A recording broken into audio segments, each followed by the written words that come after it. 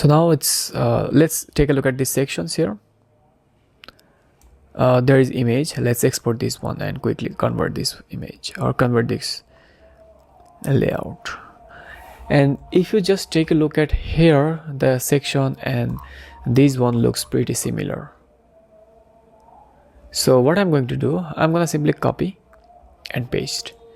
Just Command C from my keyboard, and here Command V from my keyboard, and remove unnecessary info box from here.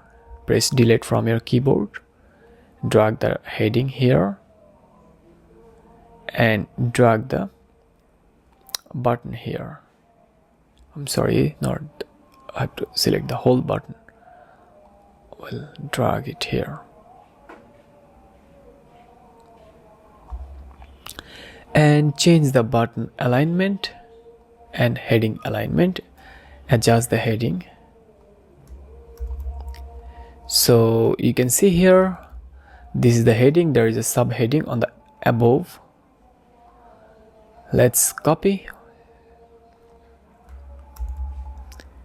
paste here, and this is paragraph text, and we can use another heading for that.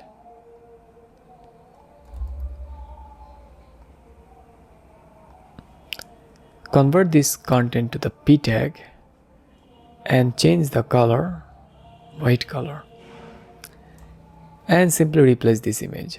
We have already downloaded the image. Let's optimize the image here.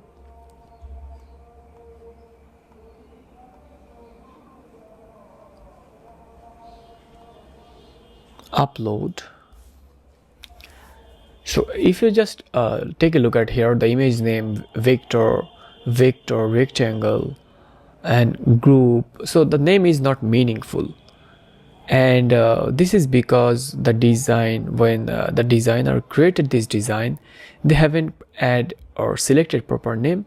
But when you export any design from Figma, make sure you have rename those image or the graphics file for best standard, and it will helps you to differentiate your work from other freelancers or other users. They are providing the same service like you do.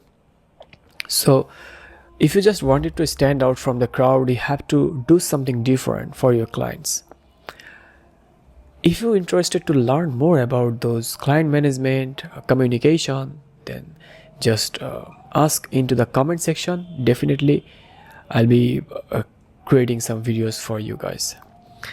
And on the top, there is no need spacing here, and this section is done. There is another section called our working process, and there is only last two sections. Then we are done with our design. So let's create our working process from here.